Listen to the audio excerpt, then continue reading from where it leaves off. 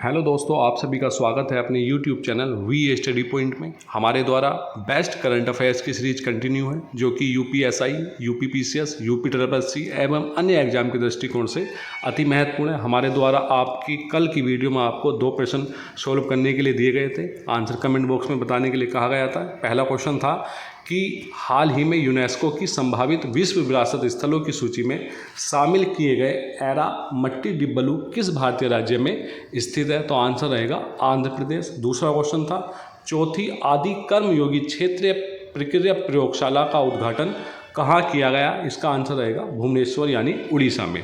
आज की क्लास का पहला पॉइंट है विश्व बांस दिवस कब मनाया गया? हाल ही में 18 सितंबर 2025 को। ध्यान रखना, इस बार यह चर्चा में है बांस, तो इसलिए विश्व बांस दिवस आपके लिए महत्वपूर्ण बन जाता है 18 सितंबर 2025। इस वर्ष की जो थीम रही है, विषय है अगली पीढ़ी का बांस समाधान, नवाचार और डिजाइन। इस वर्ष इसका विषय रहा है।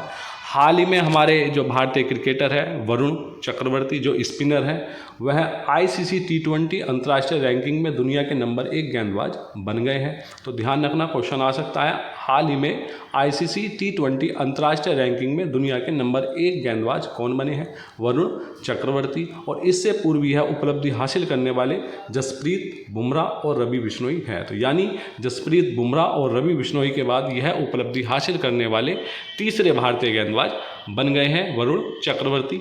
नेक्स्ट क्वेश्चन, हाल ही में एक इंडेक्स जारी हुआ है, वैश्विक नवाचार सूचकांक 2025 यानी ग्लोबल इनोवेशन इंडेक्स 2025।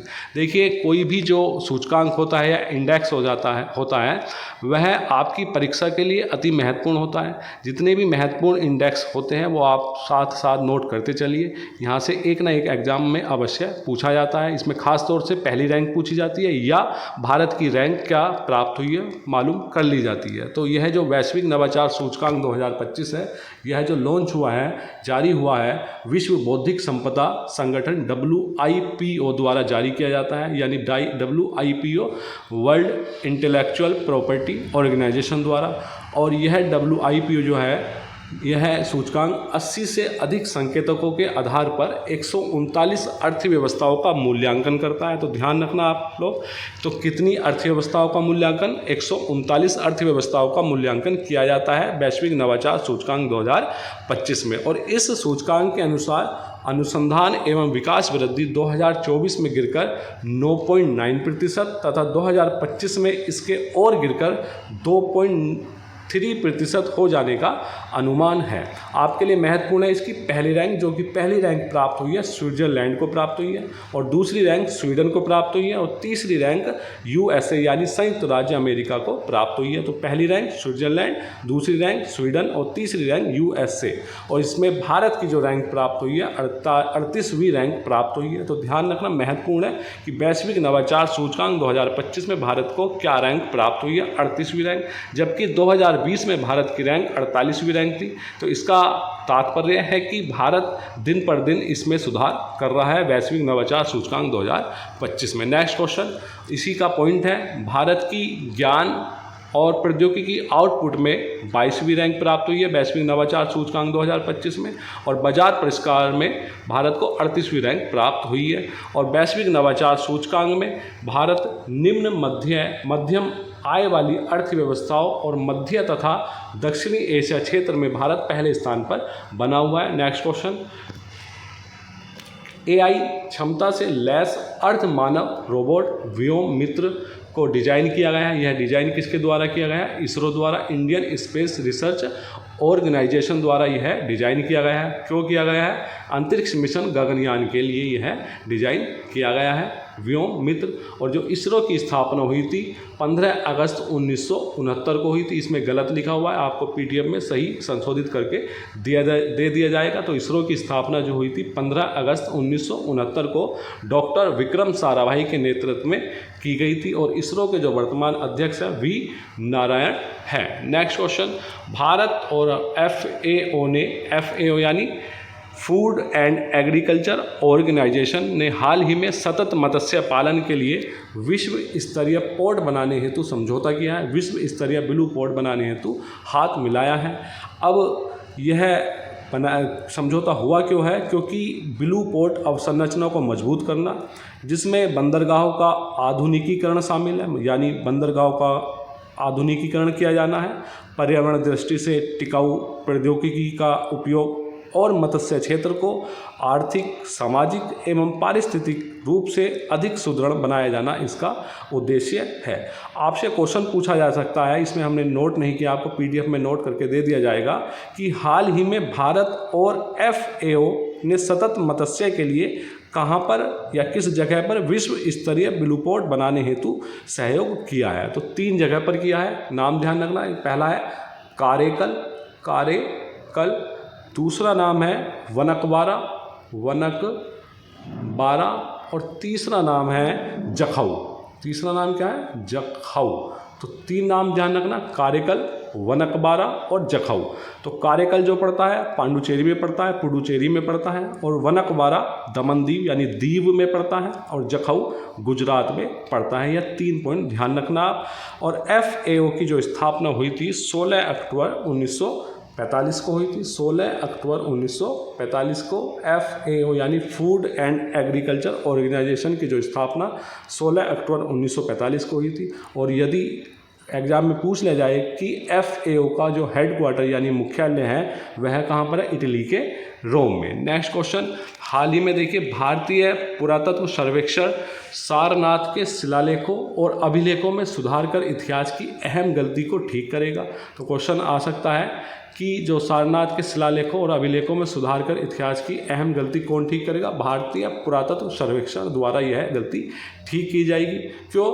अब यहाँ के शिलालेखों में अंग्रेज खोजकर्ताओं को दिया जाने वाला श्रेय काशी के 18वीं सदी के जमींदार बाबू जगत सिंह को दिया जाएगा। महत्वपूर्ण है, अभी तक जो शिलालेखों में जो श्रेय मिला था वो अंग्रेज खोजकर्ताओं को दिया गया था, लेकिन इसका जो वास्तव में श्रेय दिया जाएगा अब जमींदार बाबू जगत सिंह को दिया जाएगा। और यह गलती सुधारी कब जाएगी? तो यह कार्य यूनेस्को की विश्व धरोहर सूची में सारनाथ को शामिल करने की प्रक्रिया के तहत 26 सितंबर को यूनेस्को की टीम के दौरे से पहले पूरा किया जाएगा। तो ध्यान रखना, यूनेस्को की विश्व धरोहर सूची में शामिल होने जा रहा है सारनाथ। और इस स्थल का पुरातात्विक महत्व सबसे पहले 1798 में श्री डंकन और कर्नल ई मैकेंजी ने पहचाना था। क्वेश्चन बन सकता, आप जितने भी सारनाथ से संबंधित स्टैटिक पोर्शन है आप सर्च कर लेना गूगल से या किसी बुक से पढ़ लेना है। इस बार पूरी संभावना है किसी न किसी एग्जाम में स्टैटिक और करंट को मिलाकर ये क्वेश्चन पूछा जा सकता है। आपको हम अपने टेलीग्राम ग्रुप में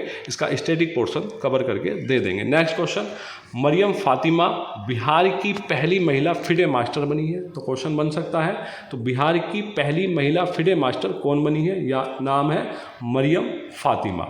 नेक्स्ट क्वेश्चन, सेबी ने विश्वसनीय विदेशी निवेशकों के लिए पहुंच को आसान बनाने हेतु स्वागत FI ढांचे को मंजूरी दी है। आपके लिए क्वेश्चन है, सेबी की स्थापना कब की गई थी? और स्वागत FI की जो फुल फॉर्म है single window automatic and generalized access for trusted foreign investor इसकी फुल फॉर्म है।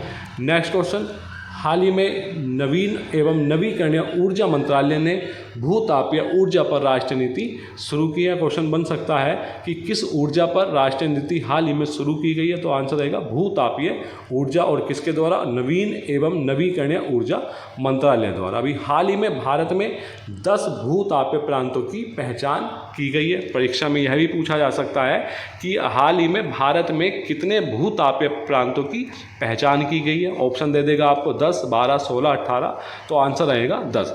इनमें हिमालय, कैम्बे बेसिन, अरावली, महानदी बेसिन और गोदावरी बेसिन शामिल है। भारत में भूतापीय ऊर्जा की अनुमानित क्षमता जो लगभग है वह कितनी है? 10 गीगावाट। नेक्स्ट क्वेश्चन, अभी हाल ही में प्रधानमंत्री नरेंद्र मोदी जी द्वारा अपने जन्म दिवस पर मध्य प्रदेश के धार जिले में स्वस्थ नारी सशक्त परिवार अभियान की शुरुआत की है। इस पहल को हम अपनी पूर्व की वीडियो में भी आपको बता चुके हैं। तो ध्यान रखना, मध्य प्रदेश किस जगह से की है? जगह महत्वपूर्ण बन जाती है कि स्वस्थ नारी सशक्त परिवार अभियान की जो शुरुआत की है प्रधानमंत्री मोदी द्वारा वह किस स्थान से की गई? तो नाम है मध्य प्रदेश के धार जिले से। और इसी के साथ उसी दिन उन्होंने 8वें राष्ट्रीय पोषण माह अभियान की शुरुआत की थी अपने जन्मदिवस 85वें जन्मदिवस के अवसर पर। इसी टाइम 17 सितंबर 2025 को ही मध्य प्रदेश राज्य में आदि सेवा पर्व का भी उद्घाटन इन्होंने किया है। धार जिले के भैंसोला गांव में भारत के पहले पीएम मित्र पार्क की आधारशिला रखी गई है। क्वेश्चन बन सकता है, भारत के पहले पीएम मित्र पार्क की जो आधारशिला रखी गई है वह कहाँ रखी गई है? तो मध्य प्रदेश के धार जिले के भैंसोला गांव में। और इसी के अतिरिक्त सुमन सखी चैटबोट और एक भैया माँ के नाम जैसी अभिनव परियोजना का भी अनावरण मोदी जी द्वारा किया गया है। नेक्स्ट क्वेश्चन, ग्रामीण क्षेत्रों में मोबाइल कनेक्टिविटी बढ़ाने के लिए भारतीय डाक और BSNL ने समझौता ज्ञापन पर हस्ताक्षर किए हैं। क्वेश्चन बन सकता है कि हाल ही में किन दो संस्था के बीच ग्रामीण क्षेत्र में मोबाइल कनेक्टिविटी बढ़ाने के लिए समझौता ज्ञापन पर हस्ताक्षर किए गए हैं? तो नाम ध्यान रखना, भारतीय डाक और BSNL द्वारा। नेक्स्ट क्वेश्चन है, ऊर्जा क्षमता ब्यूरो ने राष्ट्रीय ऊर्जा संरक्षण पुरस्कार यानी NECA 2025 के अंतर्गत एक नई श्रेणी शुरू करने की घोषणा की है। तो नया पुरस्कार क्या नाम रहेगा? कंटेंट क्रिएटर्स एंड इन्फ्लुएंसर के लिए राष्ट्रीय ऊर्जा संरक्षण पुरस्कार। नेक्स्ट क्वेश्चन, हाल ही में हमारे राजनाथ सिंह ने नई दिल्ली में 2 दिवसीय राष्ट्रीय सम्मेलन मंथन 2025 सम्मेलन का उद्घाटन किया है।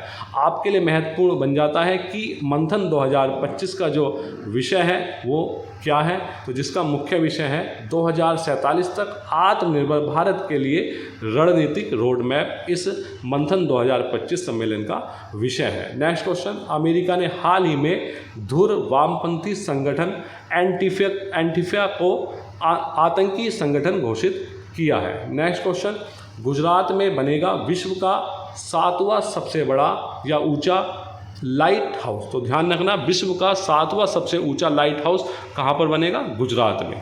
तो यह बनेगा कहाँ पर? लोथल में मैरीटाइम हेरिटेज कॉम्प्लेक्स में बनने वाला यह iconic lighthouse museum 77 metre ऊंचा होगा, जबकि इसमें 75 मीटर की ऊंचाई पर एक ओपन गैलरी होगी।